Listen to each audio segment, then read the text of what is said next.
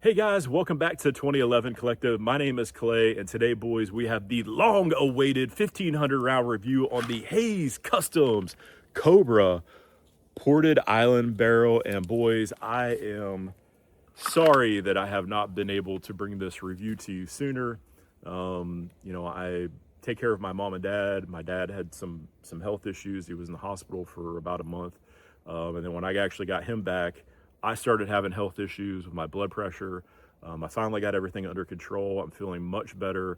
So I finally was able to make it out. I had to do all my honey-do list of all the stuff that I'd done around the house. And then so I finally was able to get out here to the range, do some range maintenance, clean up my targets to be able to bring you this review. But this is my third session on this gun. I shot roughly just today. I think I put 530 something rounds through it. So I'm actually closer to 16 rounds on this gun. And I have got my assessment sheet updated right here to be able to give you our grading system here. I do it on a 100-point scale. These are categories that I find interesting when I'm looking to purchase a gun. This is just what's important to me. So you take this for what it's worth. This is just my opinion. So, and a sample size of 1. So let's jump right into my first category, which is design, standout, and additional features. All right. So this gun has got a very classy, just slide serrations. It's a 5-inch gun. It's got a full dust cover, as you can see. It's got the ported sight tracker, or island barrel as they call it. Like I said, this gun is absolutely stunning in person. She's a little dirty right now because I've just cleaned her up, but yeah, this thing is just beautiful. Some people call it the Rolls Royce of 2011s. I agree. This thing is just class on class, man. I absolutely love the design on this gun. Of course, some of the standout kind of additional features, again, is that sight tracker. The action on this gun, you guys know that I'm a big gun handling dude. Like when I do my fitment checks and everything and my walkthroughs, this gun, I don't know what Ben polishes when he's fitting it, what he polishes this to, but God, it is buttery smooth. There is absolutely no hang up. I mean, I can't feel any hang up on the disconnector when it slides across. This is what I talk about. It's the refinement of the 2011 build, the build quality. You can absolutely feel the difference in these higher end builds in comparison to your lower end build, just simple gun handling. And this is kind of one of the features of why I always talk about it, is just how the gun feels when you just rack it off, racking the slide. Again, not the end of the world as far as, if your gun doesn't do that, but again, that's why you're paying the big bucks for this guy. It's everything is addressed. There is no stone unturned on this gun right here. The other really cool thing about this gun, and it's the first gun that I have, it's got this the Nighthawk iOS system. And what's really cool about this, what I was saying in the initial impression, it's got a little punch pin right here, and you can slide the this plate off and put the iron plate on it, which is really cool. So if you're in, doing competitions and you want to shoot irons, or you want to switch between your red dot, man, and you don't lose zero, it's really cool design. I think that there are cuts that sit lower, of course, but I really love the option to be able to do that if you wanted in a build. So that was really cool. So in this category, boys, I gave this one 10 out of 10. Moving into the quality of parts and machining, boys, this thing, one of the areas where this dude shines. So it's got some Atlas parts on this gun. So I believe this is a 4140 carbon steel sliding frame from Atlas. I could be wrong. I don't think it's 416 stainless. I think it's carbon steel. But it's got the slide stop is Atlas. The some safeties are Atlas. The trigger bow and shoe are Atlas. It's got an Atlas toolless guide rod in it. So again, a lot of good high quality parts from Atlas Gunworks in this build. The barrel, the island barrel, is made from one of the best barrel manufacturers. So this is a KKM barrel, one of the best in the game. Again, you're getting top tier parts. It's got, again, the extreme engineering ignition kit. I've been really digging these kits, man. Really loving that. And what else is cool? Well, one of the things, and I'll show it in part 3 when I take this gun completely apart, and I don't know if I'm going to be able to show it to you on camera, but there's down in here, so hopefully I can see it, right there on the disconnector head, what he does, he actually machines that to really like a very narrow head on that, and then he adds a Marvel disconnector cut. So that all that disconnector cut, for y'all don't know, up on the disconnector rail, and I don't know if I can show you that one either, but down at the gun, maybe you can see it. There's a little, what he does is he machines out the stripper rail in order to be at the same dimensions and width as that disco, and what it does is it allows that to track up there, and you do not feel, that's one of the cuts, the Bob Marvel cuts as they call it, that allows that disconnector to feel so smooth after, you know, when you rack the slide. So that is really cool. Not all guns have them, you don't need them, but again, that's an additional machining process that they do just to add a little bit more refinement to your build. So that was really cool. The other thing too, man, and this isn't necessarily machining as more of like just handwork. And I was telling you, if you watch his build videos up here, he bevels all, like dehorns the entire gun, bevels all these front edges with a file, hand files all this stuff, dude. It's crazy. And like how perfect these are, you know, he talks about just years of experience doing that, but look how beautiful that bevel is right there on that edge, man. That is really, really cool that he does that by hand. Man, if I did that thing by hand, that sucker would be all wonky looking and stuff. So again, just shows you the years of experience building these guns. It's really cool. Again, on this category, I gave it 10 out of 10. Getting into the fitment part of this, and this is easy, boys. This gun is easily the best fit gun that I own. Not even in question. The slide to frame fitment, like I said, I've got, when I got it from the FFL, I like to see how they change. Boys, I am wrenching on this thing. It hasn't changed. It is, and up here, I'm wrenching on it here. There is absolutely no movement whatsoever on the slide to frame on this gun. I mean, it is absolutely bone tight. It's ridiculous how tight this gun is fitted. The barrel lockup, this gun, again, you just do your press checks. Nothing has changed. This thing is rock solid. Ben, again, shows how he does a little bit of his process on barrel fitment by hand. Does not use a jig or anything crazy. He actually does it with a hand, by hand. Is really cool. The grip to frame, again, you take your gun, put it up to a light, easy days, 5 out of 5. There is no light whatsoever. There's no cracks, any tolerance issues up to the grip safety or up into the frame. It's beautiful, man. Small parts fitment, tight. All this stuff, like I said, the thumb safeties I was showing here, I'll pull the hammer back, and I was saying like the thumb safeties on this guy are they worked in a little bit more since I've shot the gun, since I did my last video, but they're still, the trigger bow and shoe is fit. I mean, again, fitment is out of this world on this gun. 5 out of 5, easy days, no problem there. Moving into the next category, which is blending and polishing. Boys, again, look at the back of this gun. Like a lot of times, like dudes will miss up in here and that part right in there, and there's just the transitions between the grip safety and where it comes over into the frame, and it just, I mean, just so smooth through here. You get up here on the extractor right here, again, everything is blended. The ejector is blended. Down here you can see it, just where the transition down here, he dehorns and blends all that. A lot of times people will miss that area right there on their blending, dude. And then, as I was saying, the standout additional feature, this gun is so buttery smooth, but it's like tight. Because previously I was telling you, and I stand by what I said on my Custom Works Vulcan, that polishing that Scott does on that Vulcan, boys, it is absolutely stunning. I think the difference when I like compare that gun, the Vulcan, to this gun, is you can feel the difference in the tightness of the gun.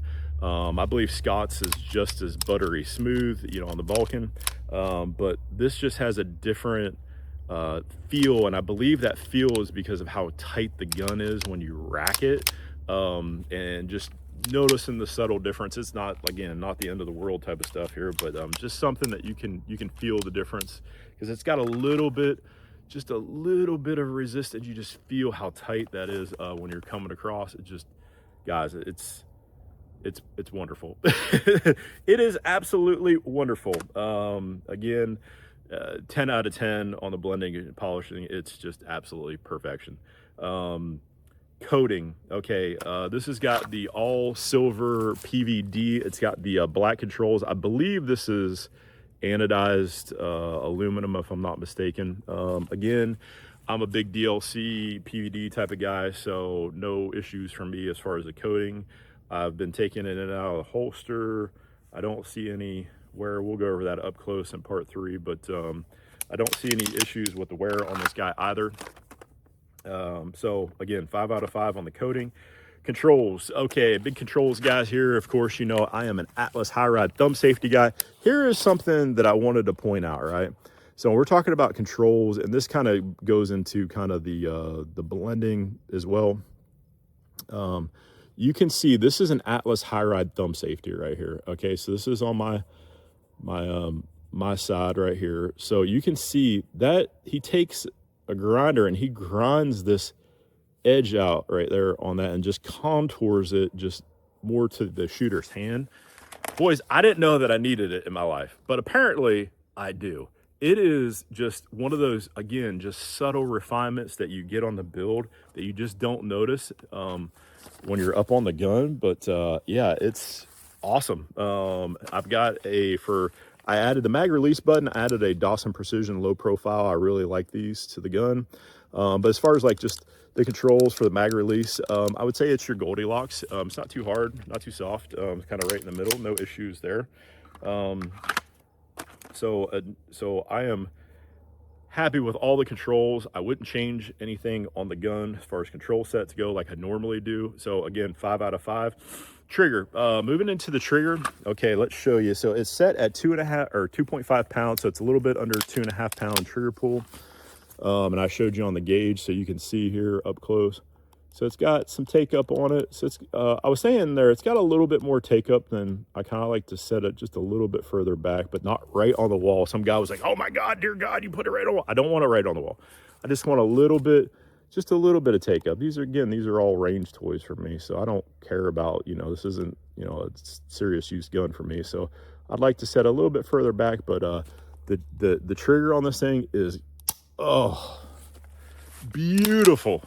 And then the reset on it is super short. It's probably just as short as my Vulcan. My Vulcan has got it probably, I said up in this gun and my Vulcan have the shortest trigger reset on any of the guns that I own. So really happy with the trigger.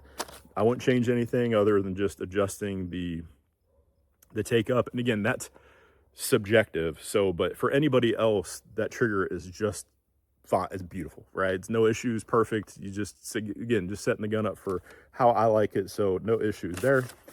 Moving into our next category, if I get my papers out here, grip and grip ergo. So I need to make a correction on this one. So I originally told you guys that this is a Chile grip. It is not. So one of the guys that was down in the comments, he was like, it's not a Chile. And he is correct. It is not. And originally I thought it was because it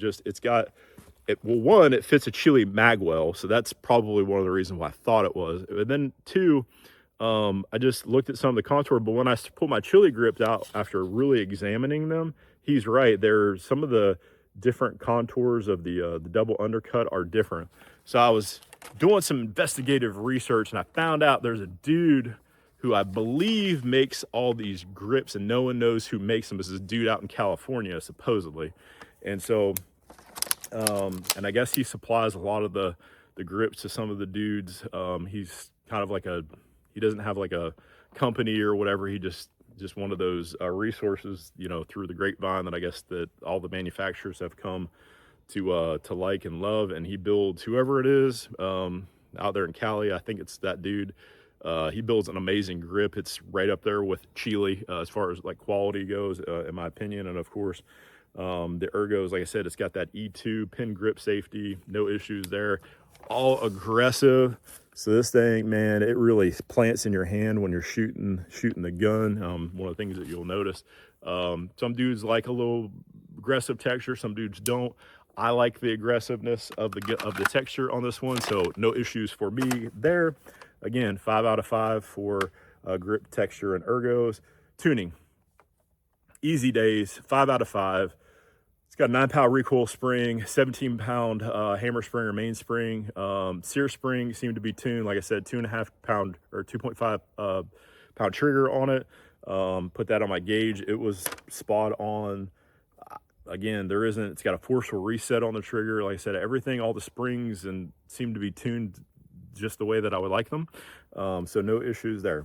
So moving into value. Okay, so this one I struggled with a little bit because I was trying to look at it from a perspective of I didn't pay. So right now this gun sits at $7,200. It's really expensive. I didn't pay $7,200. I bought this or ordered it before the prices went up. And then I also got a military discount through my dealer. So I didn't pay full price for this gun. So you got to remember that. But imagine if you're paying full price at $7,200, how would I view that, right? Well, since I already have some equity into the gun, so I'll look at it, like I said, as a new buyer. This gun is exclusive, right? It's 18 to 24 months. My serial number is 143. I mean, it's pretty low as far as the number of guns that these dudes are like Ben's producing a month. He might make 4 or 5 a month. So, these guns are extremely hard to get. This is one of the reasons why I didn't, I wanted my first high-end gun, like the real top, line. I bypassed Atlas because I was like, I can go buy an Atlas Erebus right now online. I cannot buy this gun right now. And that's why I chose to go this route versus going an Atlas. So when I look at it, of how exclusive this gun is, and it's such an exclusive group of high-end builders, dude, everybody wants this gun that I know. I haven't heard anybody go, oh, I don't want a Hayes Port Island barrel in my collection if I didn't, had the money. So to me, the value on this gun, 5 out of 5. It's just, I do not regret buying this gun whatsoever. I felt all the Atlas guns. Dude, this thing just hits different than an Atlas. I'm sorry, no shade to Atlas. They built a great gun, but this just, the refinement on this gun, they're just additional machining processes that Ben does on this gun that Atlas probably won't spend the time doing. And that's okay, man. That's what separates, there's levels in this game. This is what separates, the really top, tier, the Venom Customs and the Raffertys and the Hayes. Like, they're sitting here obsessing over every detail about this gun. And it shows in the value. And so to me, that's how I view this is you're getting, this gun is everything that they say it is. And so to me, all $7,200 that you would spend on this gun, dude, I think you're going to be over the moon happy when you get it. So just with everything that you get. So again, just my opinion. All right, moving into the fun stuff here, boys. Shooting experience, accuracy. So I'll show you some footage of my range when I bench rested this at 15 yards. It was like this. Bench resting, you have to take in consideration, I haven't really shot since March. So my shoulder is still a little bit weak. I'm making excuses. I need to get better at shooting and knock some of this rust off because I have lost a lot of skill and I need to level back up my skills again. So I'm working to get my shoulder a little bit stronger. I'm still not quite there as far as in that, and I just have not shot. So, but when I shot it against some of my other guns, again, this is it's my most accurate gun. And then my second most accurate gun is my Vulcan for sure. And then reliability, I'm closer to 16. I think I'm like 1,508, maybe 1,580, somewhere in there, closer to 1,600 rounds. I didn't have any malfunctions with the gun. The only time that the gun ever jammed on me is when I got my fat finger or my man fat on the slide, and when I did a reload, it wasn't in the battery, and that was on me. That wasn't on the gun, because as soon as I racked the round out or chambered it shot just fine. So again, reliability on this thing has been 100%. This is a sample size of 1, so take that for what it's worth. I know dudes, again, I'll say it in all my reviews, some guy can get on a gun and it does not work for them, and some dudes just sail right through and the gun is completely 100% reliable. Thankfully, this gun has been 100% reliable for me, other than my dumb brain, smooth brain that I'm working with. Okay, felt recoil at muzzle flip. The cyclic rate on this gun is blazing fast, right? So that was one of the things that I noticed on this this sight tracker build right here, of how fast. And this is a 5-inch gun, so it cycles almost like a 4 1/4 inch gun. And again, that's just probably perceived to my perception, but like I said, it just, because I've got some 4 1/4s that I shot today that I'm doing some reviews on too, and so it's just, it cycles so fast. Again, I don't get into the whole flat part of the gun. My grip is really good, so I don't, you're not gonna see the gun flying out of my hand. All these guns to me, they seem flat. So 5 out of 5 for, muzzle rise. And then felt recoil, dude, this thing is a dream to shoot. It's so smooth, it's so accurate. It is just like, I don't know, it's just awesome. Trying to choose some good words of how I feel about just the shooting. It is just an extremely fun gun to shoot, and you can feel the elegance, if you will, when you shoot, of how smooth it is. Man, it is just an awesome build, y'all, from a shooting perspective. And the gun is really easy to shoot. Like I said, you add all the things that Ben does on the build to make it a fun shooting gun. It's all there, and it shows up while you're shooting.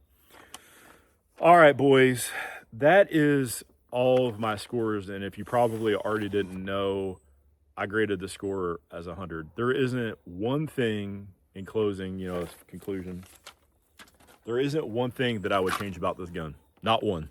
Not a single thing I would change about this gun. And that is how I know that is worth its weight in gold. Because normally when I get a gun, it's always like, I wish it was, the slide was a little bit tighter, the fitment was a little bit better, it had better coating, it had better controls, it had just better of something. There isn't anything I would change on this gun. This is the very first gun that I own that there isn't anything that I would change out on it. Not one. Not a single thing. And that just speaks volume about Ben and what he's doing down there at his shop, and just building these guns and just paying so close attention to detail and obsessing about everything on these builds, boys. That is what you're paying top dollar for. All these guns shoot great, boys. All of them do. Even, I don't care what he says, a Springfield Prodigy shoots really good. A Match X shoots really good. You're paying the big bucks for the attention to detail, the fitment, the quality of parts, the machining, those things. That's what you're paying the big bucks for. This gun is worth every penny that I paid for it, and I would do it again and again and again. So that is it for my review, boys. I am so blessed and privileged to be able to bring this gun into the collection. And what's next? Okay, so what's next is I'm going to do part 3 on this review. I'm probably the only dumb person that on YouTube that would actually take this gun apart, and I'm going to do it for you.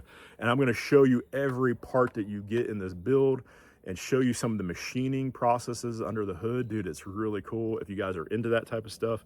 I love shooting just as much as I like some of the technical piece and how the gun is manufactured and built. Like, I'm very interested in that part, if you guys have not noticed. So I'm always looking to level up and be more educated about how these guns are built.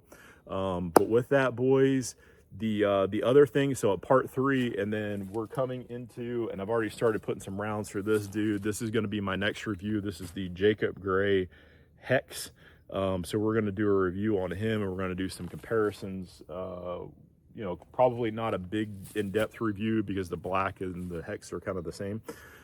Just some different nuances between the builds, ported, non-ported, that type of stuff. So we'll do a comparison on those videos, and that'll be my next kind of gun review as I get the ring rust shaken off of not shooting for so long. But that's it, boys. I hope you enjoy the shooting footage, and we'll catch you again on the next one. Peace, y'all. All right, boys, we've got the Hayes Customs ported Allen barrel here. We're just gonna see how fast we can go, see how the gun behaves under full recoil. Stand by.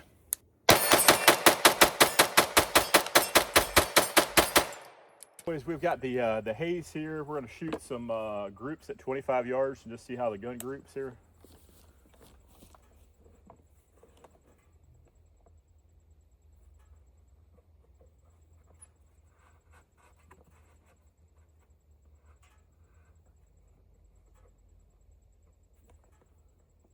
All right.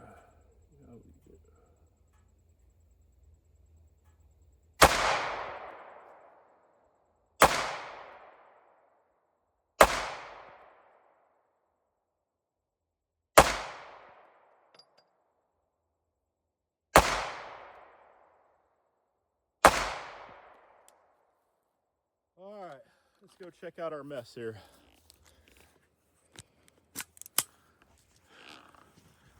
Hope everybody in YouTube land is doing well in life. Everyone is happy. Let's see how we doing.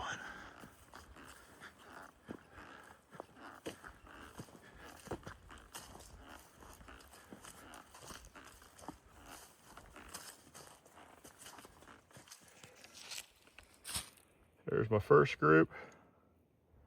Not too bad. I got 3 touching here. Looks like my 0 is a little off to the right.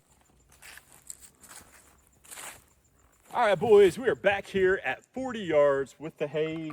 We're just gonna have a little fun, just shoot some steel at a little bit of a distance. So this is as far as I can go back to my range. So stand by, let's see how we do here. See how the gun does. Or see how I do. It's probably better, not the gun. Gun's good. Me, it sucks. All right, 40 yards.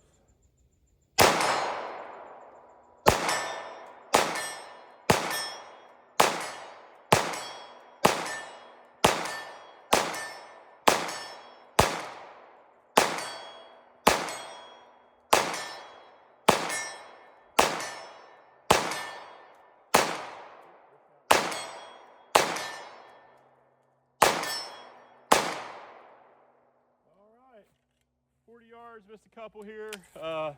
Super happy with the accuracy of the gun.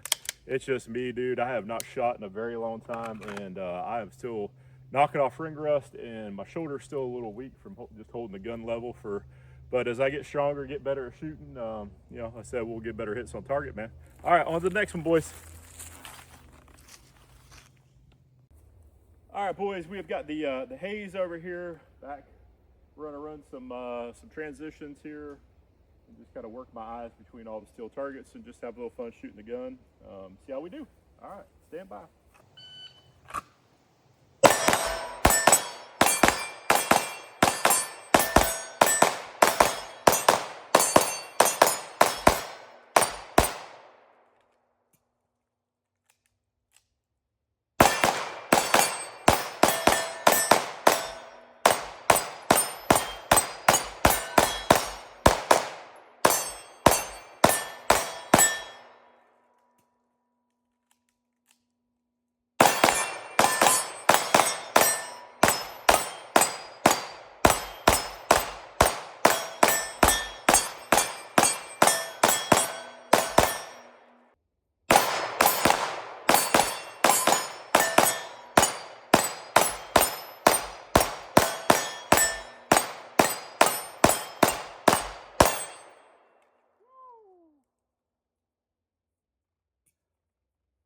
Fumbled the reload on that last one, but dude, this gun, woo, she could run, boy.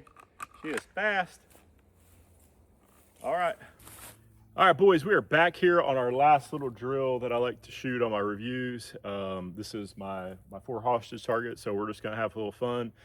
Try to work on my eye transition here, and as I said, move between the targets and get some good hits on steel. All right, boys, stand by.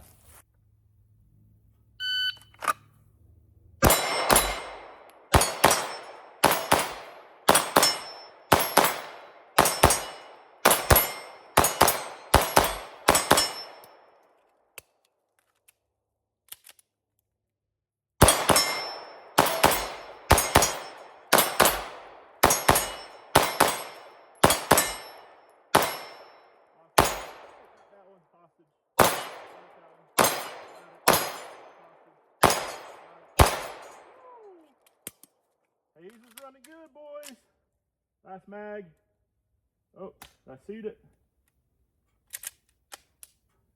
It was on me.